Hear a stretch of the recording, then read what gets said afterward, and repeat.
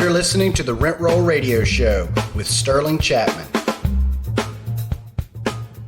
Hey, Rent Roll Radio listeners, welcome back to the show. As always, I'm your host, Sterling Chapman, and today we're being joined. We have a special co-host, Andrew Brough. He is my business partner in my syndication business, Crestworth Capital, and today we are interviewing Nick Simpson. He is a real estate developer, investor, and now syndicator. Nick, welcome to the show. Hi, Sterling. Thanks for having me. Absolutely. So, Nick, let's get things kicked off. Can you tell us kind of how you got involved in real estate? Just walk us through your journey.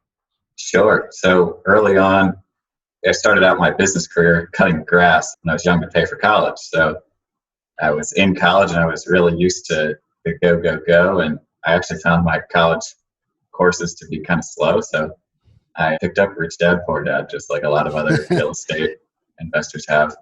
And I think I read it in a day and it was just eye-opening. That was in freshman year, and by the end of sophomore year, I had the first two under my belt, and it was in the middle of the recession.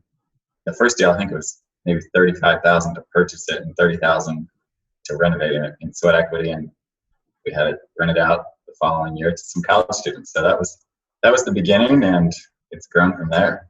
Awesome. So yeah, we hear that story so often about Rich Dad, Poor Dad. I also read it in a day. Up to that point, I'd never been able to sit still and actually read a book cover to cover. But at the time, I was waking up at 5 every morning to read for an hour before my day job. And when I started Rich Dad, Poor Dad, I took the rest of the day off. I didn't even go to work that day. And I just read all day and finished it by the evening. But can you kind of take a step back a second? You said you bought a $35,000 house in college. How did you go about getting your hands on $35,000? Because I couldn't get my hands on $3,500 in college. Sure. So I had a little bit of extra cash from the lawns that I was cutting. I decided to go through college in 3 years because I was paying for it. And that fourth year, I took that extra cash as a down payment and then just went to the bank with the suit and tie on. I think I biked there, actually. I didn't have a car at the time. Yeah. So show up, just hid the bike around back, walked in, and the loan officer, it was $70,000, the total deal. So they asked for some typical questions and we got to work, and it was just pure determination to get it done. And I got in there and I was painting the walls and doing the trim, and I got lucky with some good contractors up front, but definitely learned a lot on the first one. So yeah, it was just a typical deal. Nick, where did you go to college? Salisbury University in Maryland. Maryland. Okay, yeah. Cool. And do you still live in Maryland today?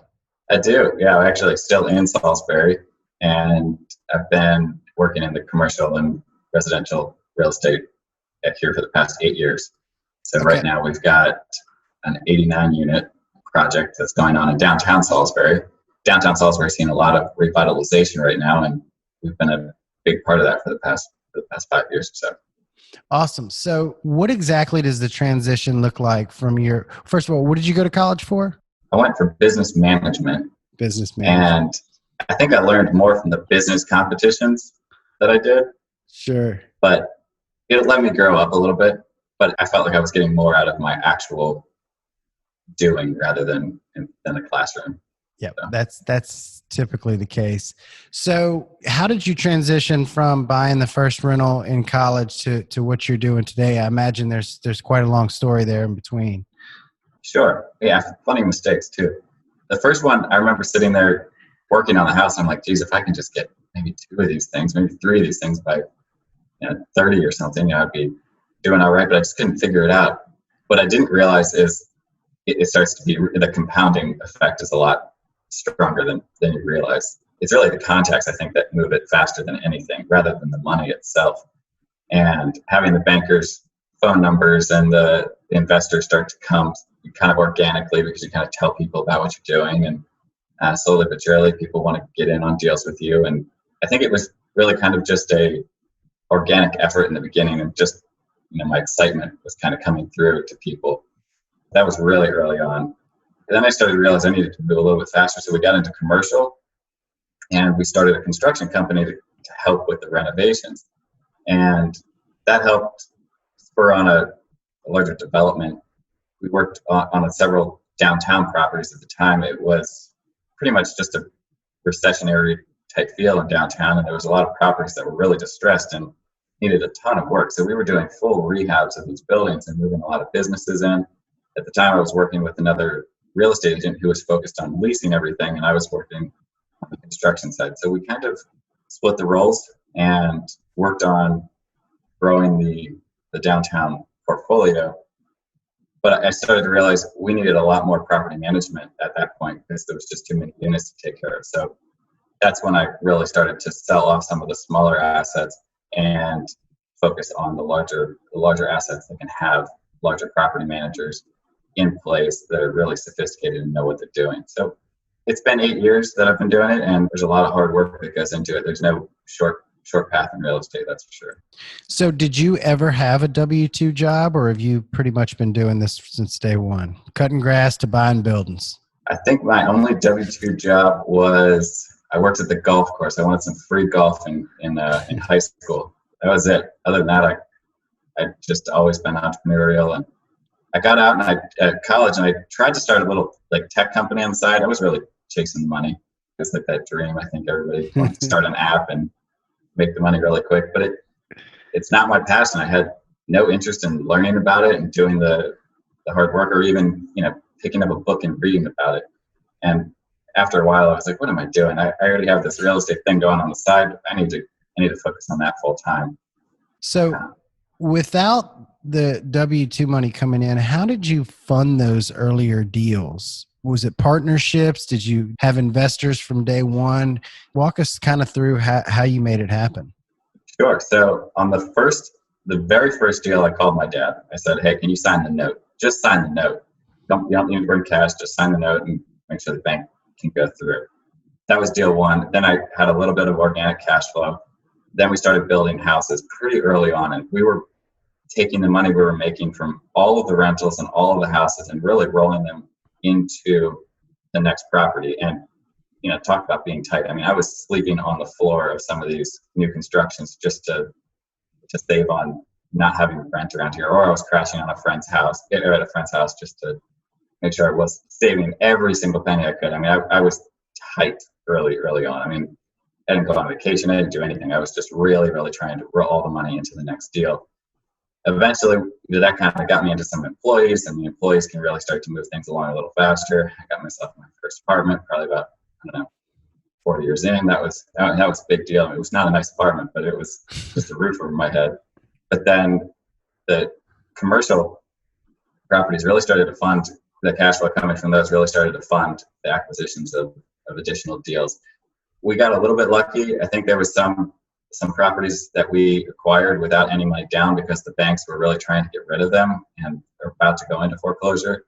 And that was kind of leveraging our relationships, but that didn't happen too often. But there's a bunch of different ways that we were just, if we were owner financing, you go to somebody and say, hey, would you owner finance it? And we try to bring investors in. We would do anything and everything to get our hands on another piece of real estate. And that worked out sometimes really well, and other times it didn't. But the times that you mess up, I think you learn more than times where everything goes perfectly. So tell us a little bit more about you keep saying we, and you'd mentioned you'd worked with a real estate agent. Can you kind of tell us about that partnership relationship and how that evolved? And Sure. Early on, I was looking for an agent just to show me deals. And I think the first agent I met, she took me to a property and she's like, this one, once you pay it off in 30 years, you'll make money. And I was like, you don't understand what I'm looking for. And so it's like, all right, forget this. I'm going to go find somebody else. And I think I had to go through 2 or 3 more. And I finally found this one guy, Brett, who found a deal that he understood exactly what I was looking for. He was like, yeah, it was really in a really distressed state. There's probably mold all over the walls and stuff. It was really not in good shape. But he saw the vision. So him and I started working together. And while we're not doing everything together anymore, we have different, I think, priorities as far as like work-life balance. I definitely appreciate everything we were able to accomplish together in the beginning. And as I continue to grow, some of my new partners, it's pretty amazing who you can meet in the real estate world. One of my partners on the deal right now is the chief operating officer at Wells Fargo Multifamily Capital. He oversees $15 billion a year in loans. So it's pretty incredible who you can meet in this business as you start to grow. It's definitely not something I would recommend doing alone. So you mentioned that you started a construction company. Did you have any background in construction, or where did that come from? I guess the only real construction background I had would be just from the kind of the grass cutting, maybe somebody needed something small done like painting or whatever. But I really was just watching the contractors on the first house and had an intense curiosity for what they were doing. They were putting in cabinets, and I was like, that doesn't look too hard. I can figure that out. And slowly but surely, I learned as we were renovating the first, I don't know, 5 or 6 properties. But I felt like we were overpaying, and we weren't necessarily the top priority for the contractors as far as their schedules were concerned. So eventually, we started a construction company and started building other people's homes just to make some side income to fund the properties. I have since shut that construction company down because I've decided to focus on larger deals and let the larger construction companies be the CMs for the project. And I definitely don't regret that, though, because I have a lot of experience with architects and have a lot of contacts in the construction industry. So when I get pricing for the development project that we're working on now, I still have a really good idea of whether or not we're getting jerked around. And it's nice to know the numbers on that side. I think a lot of people still shy away from development because it's just an unknown for them, where I think we have that experience. It helps. So how do you go about structuring a development deal? That's a big process. And I like to balance the portfolio 50-50. 50% I like to kind of dream and do those really big, impactful projects like the one we're working on now. And the other half I like to kind of just work on repositioning assets, and those be the cash flow assets. But as far as development, really, it's whatever you dream up. So in the beginning of this project, I wanted to build the tallest building in the area. I wanted to build a high-rise building in downtown to really draw people. I wanted to put 300 plus people in downtown. I wanted to bring more units to our rapidly revitalizing historic downtown Main Street. So I acquired the one building that was adjacent to the parking garage, and that immediately I was like, oh, let's take a walking bridge from the building into the parking garage, and that would cover all the parking that we need. And one thing leads to the next. You kind of let your imagination run for a little while, and you work with the architects, and you put together some basic sketches, and you work on getting your zoning. And that can take a long time. I mean, we went through 24, 25 approvals on this last project, and you got to definitely play the political game a little bit. You got to make sure people agree with your vision, and it can take a long time. For instance, this project, I think we probably have 2.5 years in zoning and architectural approvals and getting all the construction work, and we've really laid a lot of cash out. I think probably neighborhood about $5.5 million before we've even been able to put a shovel fully on the ground to just acquire all 3 properties, to get the site completely approved, and we've started some demo currently. But it's a big process to do a full-on development if you're really eager to do it. But it's the risk reward thing. Bigger risk, bigger reward.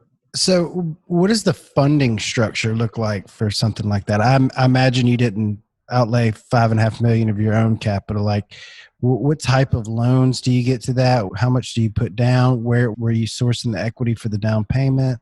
Can you kind of elaborate a little bit on that? Well, and I'm asking because we've never had a developer on our program before. We have so many syndicators that just reposition value add multifamilies, so we're very familiar with that process. But I've never had anyone with this type of project on the show, so I'm sure our listeners would love to hear the details. Sure. So we started with one of the 3 properties. We bought 3 adjacent properties, and we bought it very similar to a standard bank loan, but we did it with owner financing. So I used a 1031. I sold one of my older properties, and I just transferred the money into that one building. We put $150,000 down, and he financed the remaining $650, give or take, and that was property 1 done. Check the box. And then pretty much it repeated itself on the other 3 properties. I think we used a local bank for one of them, and then I think we used we did use a hard money lender on one of the others. So it was across the board, just a standard bank deal, owner financing, and then the one hard money deal. And eventually we were able to refinance all of that to our construction lender. So it's all under one lender now. I think we have about 2.4 million in actual equity into the deal between me and some partners at this point, and then the remaining 3 million or so is a loan. Is your construction lender a bank or? Yeah, so we're using First Trust Bank actually to give them a little plug. I think they're the bank of the Philadelphia Eagles now. Really, really nice guys, and we got a little delayed with coronavirus. We decided, since it's student housing, hey, we should pump the brakes here. We don't know if the construction's going to be shut down. It was just a lot of uncertainty back there in March. So we decided to pump the brakes. We're going to pick back up here in December. We're actually in the process of restructuring the equity now and getting going. But the whole project will be completed in August of 2022. We'll have First Trust through the first 24 months of the deal, interest only, and then we'll have 3 years of regular amortizing payments, and then we'll go out to a permanent lender. What's your total cost on that project? Will be about 34.5. So it'll be 300 beds, 86 units, and we'll have one rooftop cafe. So it'll be a fun project to get done. Andrew comes to us from the banking world. That's why he gets in the more intricate details of the financing. That was definitely, we're an opportunity zone. So it was an opportunity zone deal. So by nature, it's a bit of a tertiary market. And attracting capital to tertiary markets is not the easiest thing. I mean, it takes a little bit of work. You got to show people that there's real returns, that there's, this is not, I think that's probably why we've had to put so much of our own capital into the deal before we were able to attract it, really show people, hey, we believe what we're doing. We're the local experts. It takes a lot of bankers to come and see the project. I think that's probably the biggest lesson learned is it's been hard to sell anybody on anything unless they see it. They got to come do the site visit. And that's definitely been more tough with the coronavirus, but when they come here, they see it, they walk around, they can ask the questions, they can see your other projects. That probably was the biggest eye-opening thing for me. Going forward on new projects, we'll just call bankers and ask them to go meet me at the project, do the dinner thing. And it's great to see the project and see what's around there and be able to understand what your plans are with it. It definitely helps. And they get to know you, put a face to the deal maker, and really get to build those relationships. And this will be there for a long time. So Nick, what's next for you? Yeah, so we'll be finishing up this project. We're raising we're restructuring the last $8.5 million right now of equity. And then once we're off and running with the construction in late December, I'll be focusing on finishing this project and then working on a couple different multifamily projects that have my eyes on in the Maryland market. Okay, great. So are you developing these multifamily projects, or are you just buying some stuff to reposition? Yeah, so this time it'll be the reposition. That's the other 50% I'll focus on. I like to keep that balance of the ones that you're repositioning. I think are a little bit easier to take down. They're certainly not that 2.5 year lead time.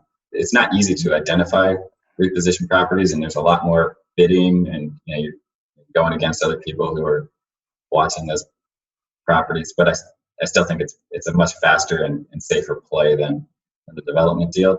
And I plan to take a couple of those down before we tackle our next development. Those going to be multifamily, or are they going to be? All multifamily. I like the commercial world. I have a couple commercial assets, but the length of time it takes to lease these properties and all the uncertainty with retail and what are people doing with the office space right now? Are they still going to work? It's just not for me. There's other people who might want to take on those. I guess they could be seen as like a real value play right now, but it's just not my lane. On the topic of the global transformation that we kind of seem to be going through that's affecting, like you just mentioned, retail and the office space, do you have any feelings or thoughts about how that might affect student housing? I know a lot of the universities out there are still shut down due to coronavirus, and other universities, are saying even after the coronavirus, they'll probably move to a more remote, less classrooms, more remote online learning environment. As far as student housing is concerned, that's something we've watched very closely. And the go away to college, I think, is so ingrained in in our society that I don't think the students are really going to shy away from that. We had a couple student housing, like off-campus housing complexes that did not shut down during the full COVID incident, and there was 200, 300 person parties going on. I mean, they just did not care. So I think they're going to come back to campus, and you're kind of seeing that right now at some of those campuses across the country. I think the students really just want that experience, that on-campus, in-person experience that they've dreamed about their entire life. So I don't necessarily think that long-term that'll be something that'll change. What I do think will change is the type of construction. So you're probably going to see a lot more bed to bath ratio. So you're going to see like new construction of student housing projects that all have a 1-to-1 bed bath ratio. You probably won't see a lot of properties where 2 and 3 students are sharing a room anymore. That they'll probably not finance that stuff right now. So like on our project, we have all of ours with our bed to bath, 1-to-1 ratio.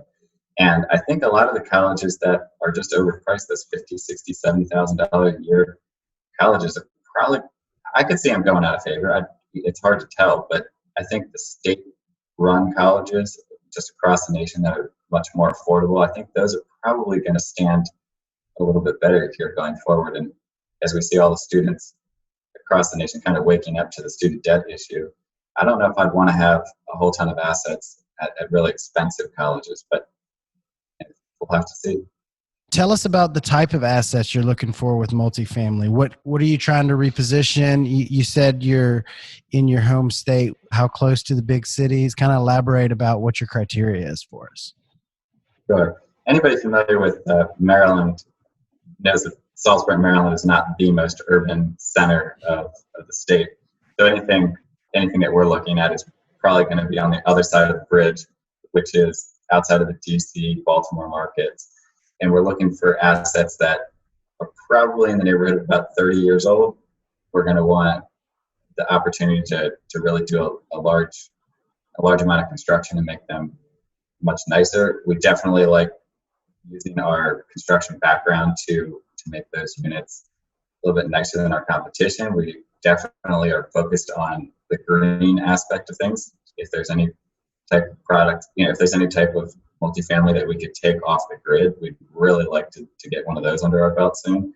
Kind of do like a net zero reposition where cut the power company out of the deal and put the solar panels in and really try to market a new type of product. I think it would really differentiate something. And I'd like to see a lot more people start doing that because I think it'll really give people peace of mind, especially like in a COVID. If you went to your tenants and said, hey, you don't have an electric bill right now, that would be a pretty good value proposition. So we're looking at all sorts of different aspects to try to get a little bit of leg up because it is a competitive market.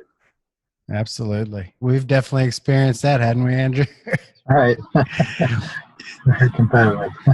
So I think everybody works well together. Like shows like this, we all like to get together, but there's plenty of deals to go around. I'm not saying that, but there's a lot of people with eyes on deals nowadays. So. Oh, absolutely. Absolutely. Yeah. With rates so low, I think that's part of it too. So what advice do you have for anybody out there looking to get started? I think some of the best advice I got early on was just pull the trigger. I was sitting in this guy's office. He had like 400 rentals. I didn't have a single one. It's like, I'm going to try to buy my first one. And he goes, what are you waiting for? Just pull the trigger. Just do it. And I think it just gave me the motivation to just stop being so scared. I mean, what's the worst thing that's going to happen? I mean, yeah, I didn't have any money then. If it didn't work out, you didn't have anything to lose. Yeah, exactly. That's the absolute best advice I can think of, and it's the advice I give everybody who's looking to get started and calls me. So real quick, we're coming up on the time. I wanted to hop into our radio round just to let our listeners get to know you a little bit better. First question is, what is your favorite book? Am I Being Too Subtle Right Now by Sam Zell. That's a great book. I really like Rich Dad Poor Dad, but if you guys haven't read Sam Zell's Am I Being Too Subtle, he is a really, really good businessman, and I really enjoyed it. Well, we'll go with Am I Being Too Subtle because we've had about 43 Rich Dad Poor Dad answers on that question. Everybody's got to check out Sam Zell. He's the man. Awesome. I'll definitely look into it. What's your favorite quote? money can't buy you happiness, but it sure is a good down payment.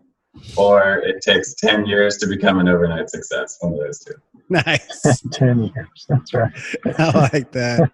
So what's your favorite thing to do outside of work? You know, I probably not the best person to ask on the work-life balance for right now, but when I do get the chance, I like to hang out with friends, do a little bit of golf when I have the chance. I can usually get that in with the bankers. Every once in a while, I can get them to pay. Yeah. So how can our listeners get in touch with you or find out more about you? Sure. You can always reach me through email at nick@simpsonbuilding.com or check out our website at simpsonbuilding.com. And I'm very responsive to any messages. If you want to give me a ring, that's 410-627-4592. Awesome. Well, Nick, thank you so much for joining us. I really appreciate you kind of digging in on the development stuff, and look forward to being out there and competing with you over deals in the future. Andrew, thank you so much for joining us and helping co-host with us. And until next time, we'll be following you. Thanks, Nick. Thanks, Nick. Thank you. Thanks for tuning in to the Rent Roll Radio Show, brought to you by Crestworth Capital. We hope you enjoyed the show, and if you did, please hit the subscribe button and leave us a rating and review. You can also visit us at crestworthcapital.com or rentrollradio.com, or follow us on Facebook at Rentroll Radio or at Crestworth Capital. If you would like to reach us, feel free to shoot us an email at info@rentrollradio.com or sterling@crestworthcapital.com. We hope you come back next week to join us on some more of our journey. Until then, happy investing.